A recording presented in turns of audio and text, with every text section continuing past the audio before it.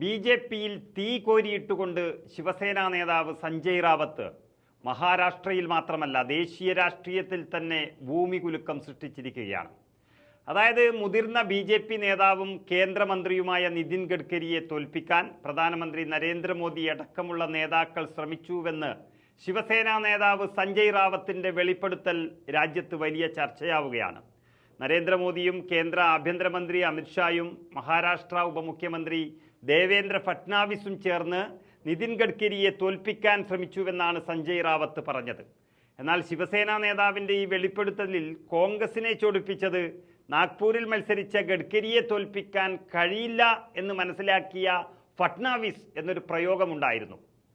താല്പര്യമില്ലാതെയാണ് ഫട്നാവിസ് തെരഞ്ഞെടുപ്പിൽ പ്രചരണം നടത്തിയെന്ന് പറയാനാണ് സഞ്ജയ് റാവത്ത് അത് ഉപയോഗിച്ചത്.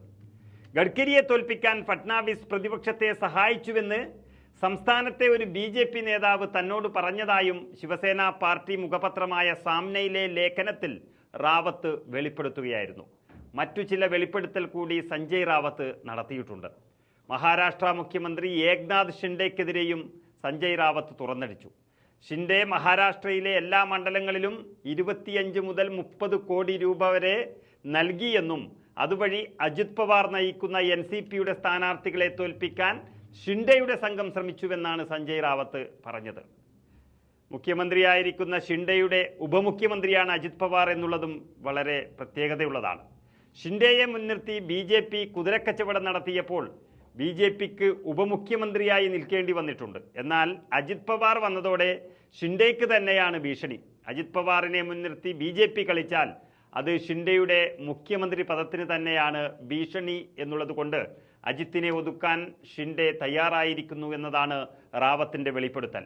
അതുപോലെ തന്നെ മൂന്നാമത്തെ വെളിപ്പെടുത്തൽ എന്ന് പറയുന്നത് നരേന്ദ്രമോദി വീണ്ടും അധികാരത്തിലേറിയാൽ ഉത്തർപ്രദേശിന്റെ മുഖ്യമന്ത്രി സ്ഥാനത്ത് നിന്ന് യോഗി ആദിത്യനാഥിനെ മാറ്റും എന്നതാണ് റാവത്ത് പറഞ്ഞത്. ഇത് യഥാർത്ഥത്തിൽ രാജ്യമാകെ കത്തിപ്പടരാൻ പാകത്തിലുള്ള ഒരു ആരോപണമാണ്. അങ്ങനെയൊന്ന് ഈ രാജ്യത്ത് നടന്നുകൊണ്ടിരിക്കുകയാണ്. നരേന്ദ്രമോദിയെ തോൽപ്പിക്കാൻ ക്ഷത്രിയ സമുദായം ശ്രമിക്കുന്നു എന്ന വാർത്തകൾ വരുന്നതിന് പിന്നിൽ യോഗിയെ ഒതുക്കാനുള്ള മോദിയുടെ തന്ത്രത്തെ പരാജയപ്പെടുത്തണം എന്നുകൂടിയുള്ള റിപ്പോർട്ടുകളുണ്ട്. റാവത്തിന്റെ ഈ വെളിപ്പെടുത്തൽ കൂടി വന്നതോടെ എരിതീയിൽ എണ്ണയൊഴിച്ചതുപോലെയായി. ഏതായാലും സഞ്ജയ് റാവത്തിന്റെ ഈ 3 വെളിപ്പെടുത്തലുകൾ ബി.ജെ.പിയുടെ നടുവൊടിക്കുന്നത് തന്നെയാണ്.